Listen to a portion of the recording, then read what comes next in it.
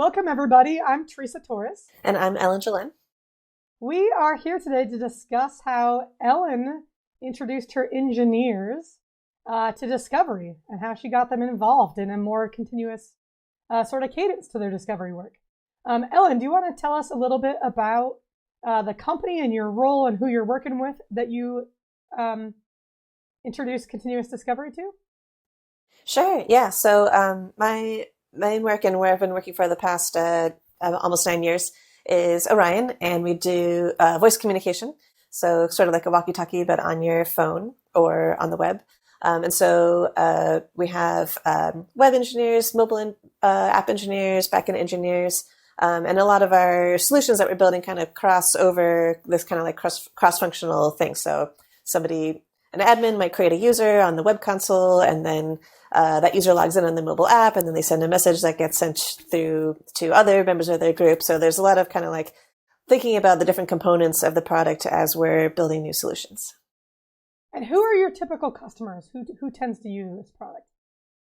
So this is a product mostly for frontline workers. So it could be bus drivers, could be people working in a retail store or a hotel that are using this to communicate with each other throughout their day as they're working on their shift, as well as like the managers or supervisors that are kind of involved in that day-to-day communication as well.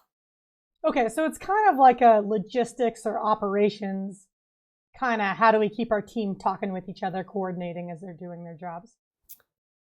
Yeah. Responding to things that come up in the moment, like, oh, this guest showed up and they are ready to get their car from valet, or they need more towels in this room, or this person is looking for this same shirt but in a different size, or I'm waiting to pick up this passenger but they haven't shown up at their address yet, kind of thing. So a lot of different things, but mostly kind of in the moment things that are live communication that they're responding to. Okay. Yeah, great. That's helpful. And then I know for you got introduced to the continuous discovery habits through our masterclass.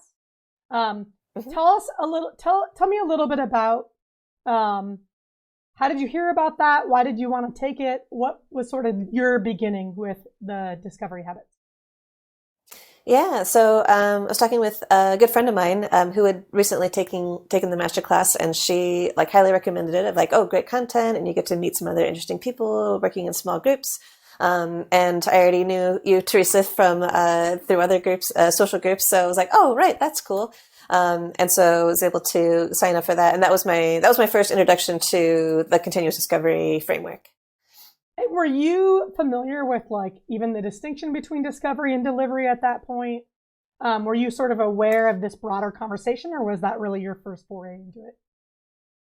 That was my first foray into that, like, kind of like nomenclature. There were some things, that I'd been doing in my role or at past jobs, like as I was introduced to, it was like, oh, this is like that thing I was doing, but it's got a name and more of a process to it than what I was already doing. So super helpful. Yeah. Yeah, that's pretty common, right? A lot of the ideas are things that have been part of the practice for a long time, but maybe we didn't know what they were called or had more structure to them or things like that. Okay, or had a way of like describing to your coworkers like why it's important and different from delivery. Yeah. Yeah, definitely. Okay, so you heard about it from a friend. What was going on at your company at that time? How is your team working? What did that look like? Yeah, so I guess when I took the masterclass, it was kind of like near the beginning of the pandemic. So we'd transitioned to working from home instead of being in the office, and kind of figuring that out. And, we'd gone through, in the time that I'd been with the company over the previous number of years, we had kind of iterated on how to do product roadmap discussions as our company grew from like 5 when I started to 40, 50, 60 people, and growing the engineering team and trying out different ways to have the what do we work on next conversation. And so there's like changing business strategies and changing like talking with investors and changing market landscapes and the pandemic, so like all of these things are kind of like figuring out, okay, based on all this other information, how do we tell our engineers what to work on next? And one of my product managers on my team proposed this idea of like 6-week planning cycles that we introduced at some point to at least kind of constrain what sort of priority level we were looking at. It was like, okay, just for the next 6 weeks, we're going to focus on these things. But I think we were also still missing a sort of like tying that back to the business strategy piece. And so there were kind of like fire drills of like, oh, this investor had this idea. Let's like make something that looks like that. Or this competitor made this thing. Like, can we build something that's like that? But it was very output focused for sure. Of like, let's build this thing or let's build this thing to be able to tell a story or market a thing. But it wasn't kind of driven necessarily by that strategy up front, if that makes sense. And was that the way it was? Like you said, you were there from employee 5 to 45 employees. I know for a lot of startups, it's really output focused. It's really output driven and by the founder, right? So like the founders come in with, we want to build this thing. And then you're going from 0 to 1. So there's a lot to build to go from 0 to 1. And then there's sort of this, as the company grows, there's sort of this transition to how do we put some more practice around product and how we make decisions about product. So it sounds like you were kind of well on your way in that transition of how do we communicate with engineers about what to build and where do those decisions come from. So it sounds like one big step was this 6-week. Let's just focus on 6 weeks at a time. At that time, you said it was really output driven. Who was deciding on the output? It was me as part of the executive team. So, head of marketing and sales and customer success and, whoever else was kind of part of our executive team, so CTO, CEO, et cetera. And so we had kind of some changing roles over times as like the company grew, of course. But and we also had a sprint cycle, right? 2-week sprints that, as part of our Scrum process. And so that was already in place on the delivery side. But but it would often get interrupted, right? So it's like, we kind of planned this thing, like, but this other customer showed up that we want to build this thing for. Can we just stop and make something else, right? So, so the 6-week process helped kind of like mitigate that the sprint being interrupted, but then, we still had the sort of like, okay, what customers do we see on the horizon? How are they similar? How are they different? What do we know about them? I think especially in the B2B context, when you're not the end user, you're not building it for yourself. You really have to do a lot more of that kind of like getting into the customers and figuring out what they really need, since it's not you using it. Yeah. And then do you remember before you took the master class, how were you learning about that? Were you engaging with your customers? Who else at the company was engaging with your customers? Where did that sort of knowledge come from? Yeah, we had done a lot of consumer research upfront because our company started as a B2C. So we did focus groups. We did folks did taxi ride-alongs. We did some UX prototype testing and so forth. And so we had a lot of kind of like, how do people interact with a walkie-talkie app, knowledge. But then when we transitioned to B2B, then it was like, how do like security teams use walkie-talkies and how do retail stores use walkie-talkies? And so we had some of that. But it was also sort of like had a big influx of different types of customers that we were working with. And so we'd certainly get some information from like our customer success team. But we had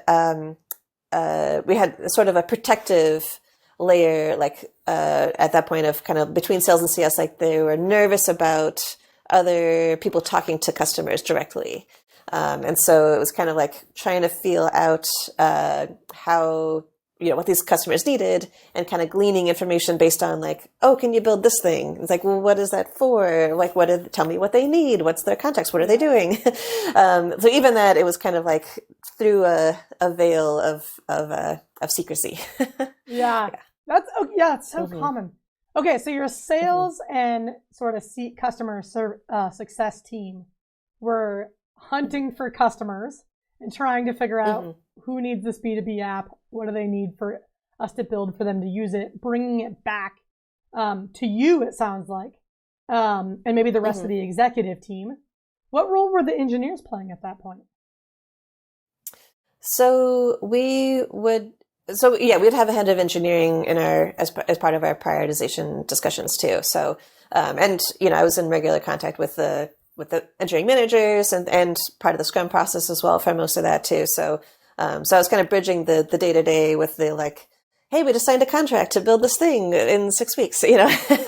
and so that trying to minimize those surprises while also just like building up our core platform. We had a kind of like huge list of things that we wanted to do. And we had this like gigantic spreadsheet that was like probably like 50 columns long and all the, broken up by kind of component or customer, and we had these, before we started doing the 6 week cycle, we had meetings like every 2 weeks that were priority meetings, but it was like meetings that get bigger and bigger of like, oh, I just want this person to observe the process, or, oh, I think this person should be included. And then they just kind of like got added on. And so it was like half the company in these like priority meetings every 2 weeks that was just like completely draining and very unproductive. And we had way too many people in it and that way too many opinions. And so 6 week process was one step in the right direction and really clamping down on the, I think, when we had a change of CEO also, then he introduced this product strategy board. Like, here's the set of like 5 people that get to have an opinion about the priorities.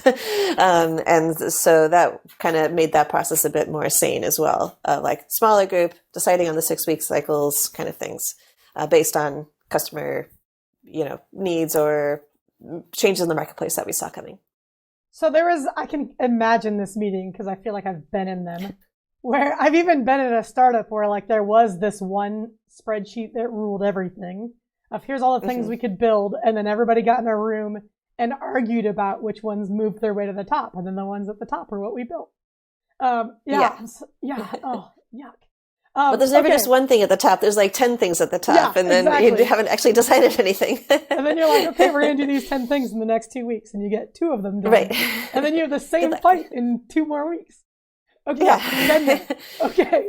Yeah. So then you took the master class. You learned about the continuous discovery framework. What happened next? So it was interesting. The timing happened. I took the class right when we were started a pilot with a pretty big customer that had security teams in different campuses at sites around the world, and so they were trying out our product.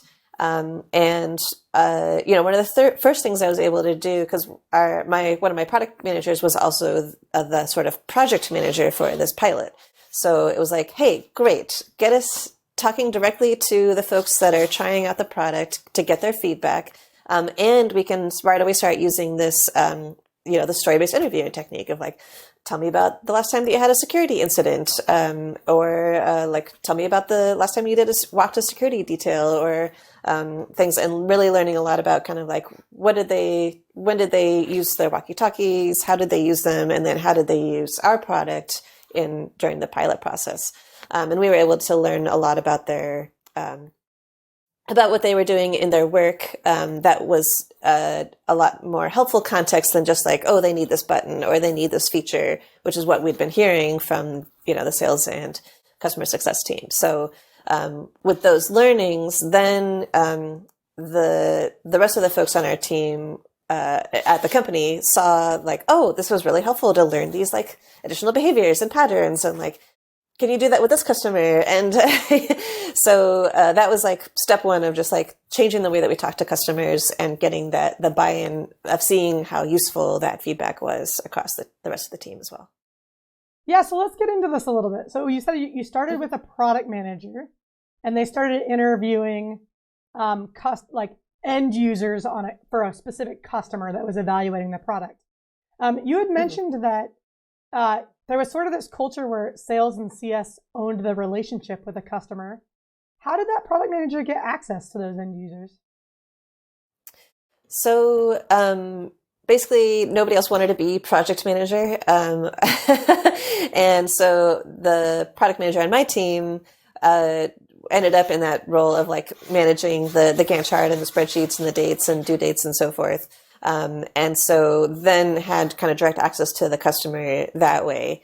And so was able to kind of like bridge the gap there of like, hey, it's not scary when a product manager talks to a customer because we're learning and we're not promising.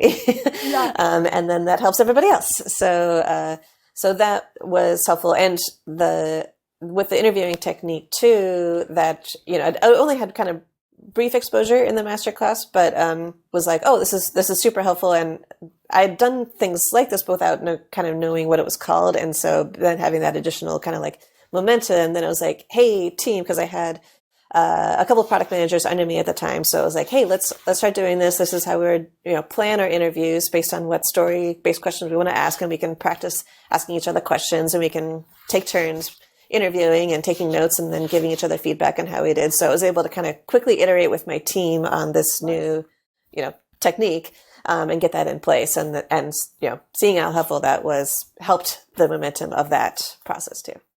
Yeah. Okay. So it sounds like at this point, you got your product managers interviewing and excited about story-based interviewing. What were your engineers involved at all at this point? We, not on for this particular customer, but we had, maybe it would have another CS person or a salesperson kind of in the process, or watching the interview, or just kind of like helping introduce us or whatever as part of it. So that, not for that customer, we only had, it wasn't until later that we had engineers. It wasn't until later that we had engineers involved in the interviews themselves, but that came along for us, another project that later down the line. Okay. And then what about designers? Are there designers on your team? One of our product managers was also a designer for the mobile team. So she had actually started as a designer and then grew into a product role. So she was kind of acting as both in our interviews here. Okay. So for your first foray into bringing the continuous discovery habits to your company, you focused on product managers, which makes sense. That was your team. You focused on interviewing, which is a great habit to start with. People get excited about story-based interviewing. It sounds like the organization saw the benefit of that, and you got invited to kind of talk to more customers. Where did it go from there? How did you introduce more of the framework to your company? So then we also started introducing outcomes to our priority roadmap. And so, it was we had the to-do items, the outputs, right? And then went through and added, like, what is the actual outcome that this would drive? So it might be like, win this big customer that we were just working with, or increase engagement, or increase retention, or things like that. So we would just kind of link those together in our spreadsheet, our more sane spreadsheet, but it was still a spreadsheet of the items. And so then we could kind of start introducing that into our priority conversations of like, does this, does this outcome, does this look right? Like, do we think that this feature would actually drive this outcome? Whether they had stated the outcome in as many words, whatever, it's like, should we build this? And then can we see like that this will help us win this big customer, or maybe some other customers? And that, so kind of introducing those business strategy pieces into that conversation about priority. Okay, so at this point, your priority meeting is now your 5 product strategy sort of council. Is that right? Mm-hmm.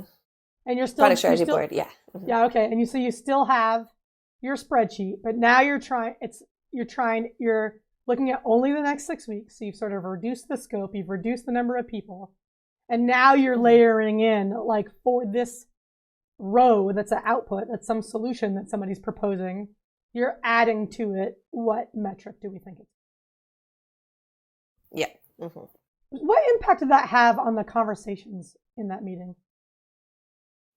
Well, I should say that we, within the product team too, we had also built a sort of outcome map that was our kind of perspective of what we kind of assumed about the business strategy based on conversations that we had. So we were kind of using that, and we'd like introduce it kind of here and there to some conversations of like, does this look right? But, it wasn't yet to the point of like, let's work on this together as a product strategy board or as an executive team to like really nail this down. So we'd kind of been thinking in terms of outcomes. One of my product managers took the defining outcomes class, actually. And so, was able to get kind of level up her business thinking around that. And so that was an activity that we did within the product team, and then kind of use that to also fill in the gaps on the priority spreadsheet, the output spreadsheet.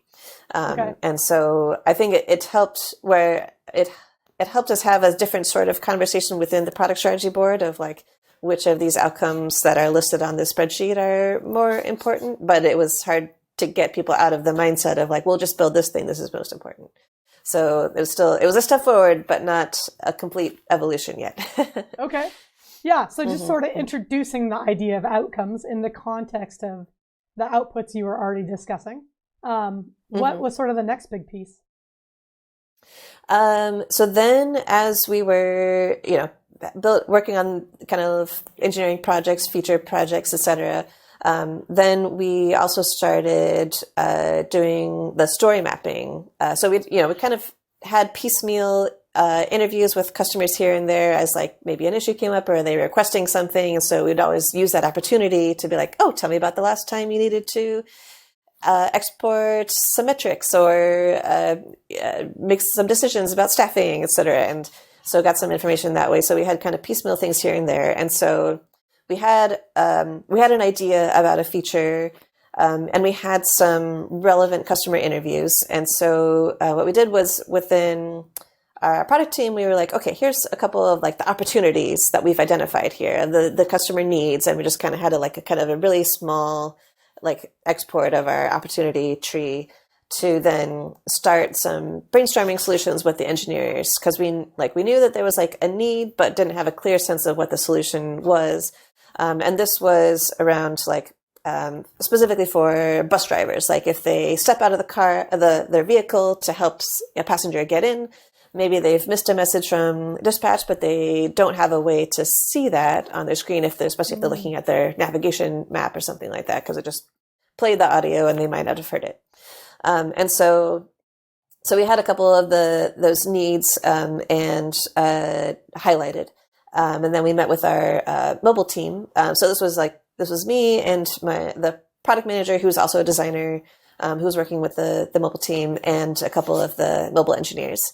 And so we started with, okay, let's just like brainstorm some solutions here. And I'd also kind of talked them through the process a little bit of like, we're going to brainstorm, we're going to story map, we're going to identify assumptions, and then we'll be able to like test out which solution is best.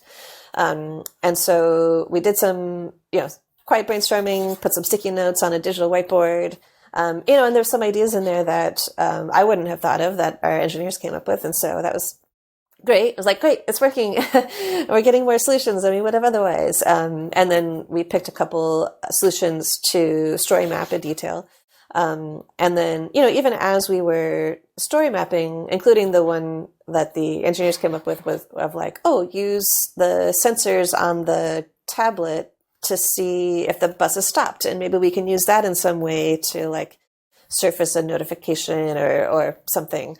So we started story mapping that, and it was like, oh yeah, what does this actually mean? They could stop for other reasons, at a stoplight. Like we don't want to pause notifications at a stoplight, so like, okay, well, let's go back to our solutions and like detail another one, and maybe we can use this later on. So it was really kind of jumping around to some different solutions, as well as like, oh, and we learned this thing when we started map this thing, maybe we can add in this other piece of this other solution that we worked on.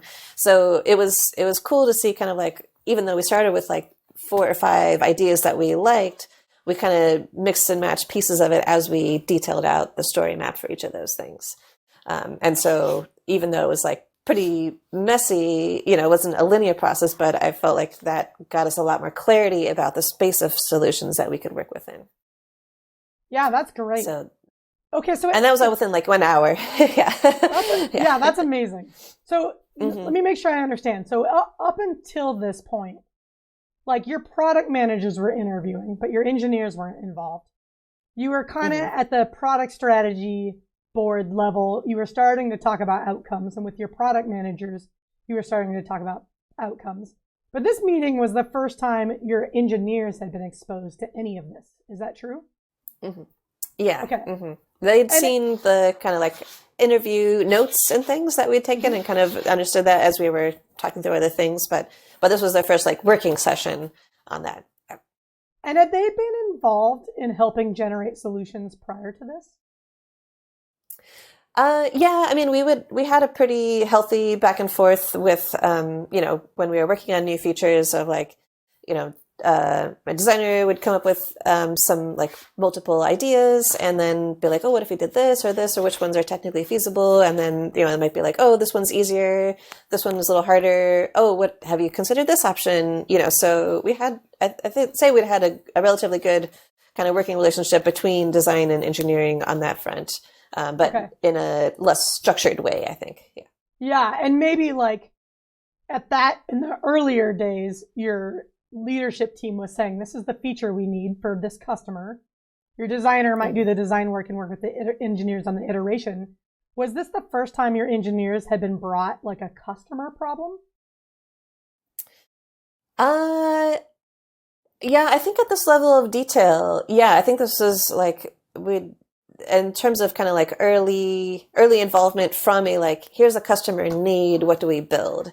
As opposed to like, here's a feature that we want to build, what's the easiest way to do it? Yeah. Right. So, as maybe the other exception would be like very technical things like, oh, we want to take our cloud product and make it run, not in the cloud, right? Engineers go figure out how to do that. But that's different from like, what's the product solution that we're building? Do you have any ideas of what it could look like or how it might work? How did they respond? Two things. How did you set the context for them? So like, how did you communicate the need that you wanted them to brainstorm around? And then how did they respond to that ask? Were they just like, yeah, let's do this? We had kind of some regular like weekly meetings that were kind of like for mobile design meetings. So it was easy to just kind of like, oh, today we're going to do this exercise and here's something a little new. But like, this is some feedback that we heard from our customer of like something that they're having problems with. And like, so we want to figure out some ways that we might approach this. And so they're really open to like, okay, great. Let's give this a try. And so there was a little in that first meeting there was certainly some like facilitation that I was doing about like, oh, that sounds like a new solution, or that sounds kind of like this other solution that we did, when we were talking about like feasibility, right? That's the thing that like engineers are really focused on. So they're kind of thinking ahead to like, oh, well, what about this other thing? Or like, how will people know how to turn this feature on? It's like, oh, that sounds like an assumption. Like, let's label that as an assumption on our story map here of like, by the time they get to this point, they will have noticed this, or that we're assuming that they will be able to learn what it is or find the setting, and then we can kind of put that on a sticky note and label it and then work on the other parts of it and come back to it. So that was kind of like redirecting as their ideas or thoughts or concerns, came up in the meeting, then it was like, oh, great, let's label that over here or label it over here. And so, was able to kind of like help them through that process. It sounds a little bit like you use that working session to both teach, but also the like, activities gave you language to like give structure to that conversation, right? Where like, if you have a lot of engineers going in a lot of different directions, it gave you a way to say like, okay, well, we're defining the solution at the story map level. That's an assumption that we can capture over here. Let's jump back over to this solution, right? Like it kind of gave a little bit of like, there's a place for everything. Totally. Yeah. Cause the last thing that I want to do is be like, no, stop talking. That's not what we're working on right now. Right. Like that just kind of kills the energy. Right. And so, even though it was, sometimes they might get like fixated on it, like, oh, but this problem that we might have like down the road when we like put it in the app store or something is like, okay, but before we get there, like, let's figure out some other pieces of it. And so being able to redirect that energy without shutting it down was something that was important to me as part of those conversations. Yeah, that's great. Okay, so you did all this in an hour. So you started with sort of an opportunity, you brainstormed solutions. Sounds like you story mapped several. Yeah. and started to identify assumptions. And you did all of that in a single hour? Yeah, yeah. I mean, we had talked about a little bit about this idea or this need kind of in like prior. So yeah, there was some context around it, come up a couple times, but this was our first kind of like working session and our first session doing this process too. Yeah, and one of the engineers was kind of like, I don't know how my input is working here. Maybe y'all can just do this without me next time. Like he was less kind of interested in participating or just didn't know how best to participate. But the other one was like, oh yeah, this is great, and could join in. So, it's interesting to see just kind of like when people learn a new process, you feel like you're doing it wrong, and then that makes you feel like your ideas are wrong, but that's so that was the tricky line to walk of like your idea is not wrong, but let's label it a little differently. Yeah. So yeah. Mm-hmm. Okay, so it sounds like you covered a lot of ground in the hour, but maybe some mixed feelings about how it went from the engineering perspective. What happened after this meeting? So we had a follow-up meeting where we did more of the like assumption specifically. And so this was kind of like following up on the solutions that we thought about. And one thing that I also like to do is when we came back together, like, oh, has anybody had any other new ideas, new solution ideas? Like probably you've been thinking about this in the back of your head, like any other things that we should make sure to incorporate. So, and just kind of like setting that as a pattern of like, new ideas are always welcome as like, maybe there's something better that we haven't thought of yet. And so, seeing if there's some additional thoughts or modifications to the story maps that we detailed out. And then getting into the kind of assumptions, right? Of like, if we're using the sensor on the tablet that, assumes that there's like some convenient SDK for tying into that and detecting these things that we have access to or that we have permission for, or that if we're pausing notifications for some reason, that we make that really clear, or that if there's something visual that we want to show about notifications, that it can be visible even when the app isn't in the foreground, or that it can be persistent in some way around that. So identifying those and then putting the assumptions on the like known versus unknown and important versus unimportant scale too, and kind of copying those over. So it sounds like your second session got more into like, let's go deeper on assumptions and then let's prioritize with assumption mapping. Did the engineer who sort of expressed some reluctance after the first meeting participate in that second meeting? I think he did, but he was just a little less kind of. It was more kind of like watching, observing, as opposed to like kind of jumping in on things. Okay. We ended up having to put this particular project on hold, but we picked up the process again with a different feature idea later. And when he'd gone through that process once before, then he was like more excited about participating on the second time. So that was kind of like thinking about how to quick reply to people. When you hear a message and then you just want to respond to that person without having to open up the app and do the things. And so we followed a similar process for that idea of like, okay, if we've got like a need of like quick reply, like being able to like quickly send a message back to somebody without having to do a lot of steps. And is there a way that this can work? And so we went through a similar process of like, here's story mapping some ideas and identifying some assumptions. This was one where one of the assumptions was like people would know that they're just replying to one person when the default is sending it to everybody. And that was the thing that the engineers kept coming back to, of like, well, how do they know? And it's like, okay, well, this is one really big assumption that we have, and let's put that over here. But we also have a big assumption that it's helpful, or like that this is useful for people. And so like, how can we, these are the ones that as we went through the process and they ended up on the chart, like in the top right of like, okay, these two big assumptions, is there a way that we could test one of these assumptions? It's like, oh, well, we could really quickly build a prototype of the app that's just like, when you get a direct message, your reply button is a direct message button for the next, 5 or 10 seconds or so. And we can just test that out. And then, so like, even after talking for like 20 minutes about the, like, how do people find the setting and turn it on and know what it does? It's like, well, let's just put that aside for the moment and just make sure that what we're building would be useful for people. Yeah. And so then they were able to put together a quick prototype. They also participated in watching the user test, like we just tested it internally with some of our employees. And so the engineers watched that.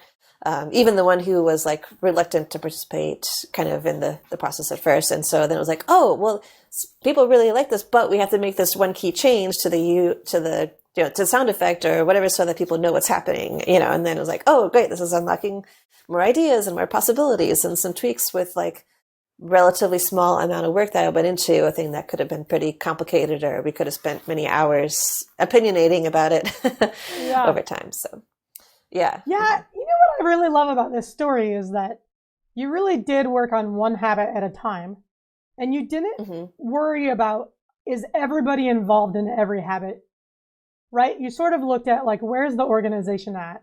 Where can I introduce different pieces for the people who are receptive? So your product managers are pretty receptive to interviewing. Your engineers are solutioning, so they were a little bit more ready for like brainstorming and story mapping and assumption mapping. One thing that I notice is like some people get really stuck on, I need a perfect trio, I need everybody doing everything, and we need to adopt the whole framework wholesale. But you did not get stuck on that at all. You just looked at like, where do I match different pieces of this framework to how my organization works today?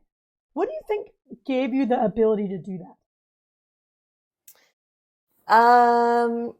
I would say experience in trying to stop everything to introduce new process at other points earlier in my career, and seeing that was very unsuccessful. And because ultimately, the goal of frameworks and processes like this is to help the business move faster, and help you make better decisions, right? And less risky decisions. And if you're telling everybody to stop what they're doing and learn something, then you're slowing everything down. Even have the perception of slowing things down can get in the way of like, well, I just need to get this thing out, or we just need to build this thing, right? And so there's been times in the past when like, oh, I've come back from a UX conference, I learned all these things, and hey, everybody, let's try these new techniques, like stop what you're doing and do this other thing instead. And then, just kind of met with like, no, I don't have time for that. Like we have things to do. And so then, when introducing the new, discovery habits, then it was like, okay, and I need to meet people where they're at and like do the least resistance kind of like merging of things. And I didn't want to have to try to teach 40 people how to do continuous discovery all in one go. So I was like, okay, well, I can talk with this manager about interviewing, and I can talk with this manager about brainstorming and solution mapping. And I can talk with the product strategy board about outcomes over time, gently. Because when you introduce, and I think I've noticed, especially in introducing outcomes versus outputs, like when you change the way you do product strategy, you're also asking people to change the way they do business strategy. And that can be really challenging, especially coming from, not the CEO, right? I'm not the CEO. I'm not the head of sales. I'm not the CFO, the head of product. And so asking everybody else to change the way they do business strategy is a big conversation and can be really challenging. So that's still in process today, is having that outcome discussion. Still iterating on that. Yeah. Yeah. So let's talk about the timing of this. So if I remember right, you took our masterclass in the fall of 2020. Yeah. Mm-hmm. Okay. So we're 4, 5, 6 months into COVID, working from home. You took the masterclass. It's now 2.5 years later. So you've sort of been slowly introducing different habits to different folks as you felt like people were receptive. And it's 2.5 years later. How would you describe kind of the progress that you've made, how your teams are working today, and how satisfied you are with kind of where you are and what's next? Yeah. So, let's see, from the top down, I now start all of our product strategy board meetings with the outcome map. And, even though there's still some work to be done there on like, hey, everybody else kind of like help contribute to this, but it's like, we start the conversation with the outcome map and like, does this still look right? What are we tweaking? Like, what have we learned recently that we should adjust here?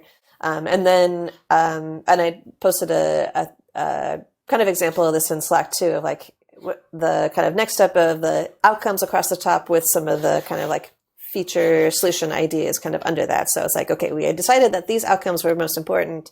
So this is the kind of work stream that's related to that outcome, whether it's like focusing on a new industry or other partnerships or engagement kind of things. And so we can see like, okay, these projects are related to this outcome and that's where we're going to focus. And then, but it's pretty high level definition of project as opposed to like add this one button to this web page to build this thing. Right. So, so it's more outcome focused on the priority level. Whenever I talk to customers, and we've had some, different folks in our sales and CS positions too. So it's like, I'm much more brought into customer discussions and try to do as much of the story-based interviewing as I can whenever I'm in those conversations. So it's like, oh, this customer wants this integration with this other product. Can you add that? And it's like, okay, well, let's talk about their workflow and what they're doing today. And tell me about your last day at work. Or and so been able to successfully integrate that into customer conversations, and much to the benefit of everybody, that's been able to hear those or see the notes on this too. They can get more context on the customers. So, I'd say while it's not a like regular customer interviewing, like weekly, they're still frequent, and they're kind of like, oh, we're talking to somebody in transportation this day and retail the next day. And so it's regular, but not maybe as frequent as I'd like, and not as much with the actual end user. Like we're often talking to managers or supervisors or the buyers or even IT people. And so, it's still through a bit of a layer of abstraction, but it's like, oh, this person that has this role and they do this job and they need this information, as opposed to like build this feature. Right. So, so I'd say that's been more successful. And then introducing the other, brainstorming, like we did actually for a recent project that we're working on that will be probably launching in a month or two, really started with, like, hey, we have all this feedback from, customers that we're using a sort of like early version of this new feature. And now we want to build like the real version. So let's take this from the beginning. And so I built a opportunity solution tree based on like the interviews that we had and the feedback, met with the engineering, folks that would be working on it. So this was even a new, it's more the back end, folks that would be, kind of primarily working on this, this voice workflow. And so, start with the opportunity solution tree, brainstorm some solutions, a couple of those rose to the top that we detailed out in story maps. This was again, a lot of like facilitation through the process on my part of like, oh, you had a new solution, right? Idea when we were working on the story map for this other solution, then we put that up at the top here and we'll come back to that. And trying to like redirect the energy into the process, as opposed to like, stop, don't talk, do this process. Yeah. Right. That's not fun. And so it was definitely messy. But we were able to generate and talk through in detail, like ended up being like 3 different major solutions that we're working on, identify the assumptions. And that was something that, in the past we would have had a really possibly even contentious, like just debate about which solution was better, but being able to have the detail of like what the solution is, what are the assumptions that we're making about it, helped, facilitate the kind of like, do we do a thing on the back end or on the client? Because the client, had a lot more risky assumptions around if we went that way. And then there was much smaller and easier assumptions on the back end solution way. So, having that all in sticky notes on a whiteboard, right? It's not like big mock-ups or UI prototypes or anything. It was like literally sticky notes on a digital whiteboard, helped everybody kind of take a look at these things and see like, oh, well, this one makes a lot more sense. Let's go that way. With, testing and things along the way too. So I think that was like a big success story for the solution assumption testing part of the process there. Yeah, one thing I love about like story mapping and generating assumptions is that you learn so much even before you run an assumption test, right? It's this like act of externalizing our thinking and getting everybody to align around like, how might this work? What are we assuming along the way? And even if teams just do that, like they never run an assumption test, I feel like their solutions are going to be way better. And then obviously if we compare it with assumption testing, you get even more value. So it sounds like you are still in the middle of this. Like you've introduced habits in a lot of different places. You're kind of iterating on them. You're getting people excited and comfortable with different pieces of it. But it seems to also already be having an impact. Is that a fair statement? Yeah, definitely. I mean, it's taken the kind of opinionating out of the process a lot for these, especially for the kind of like the big meaty ideas that people have a lot of feelings about, or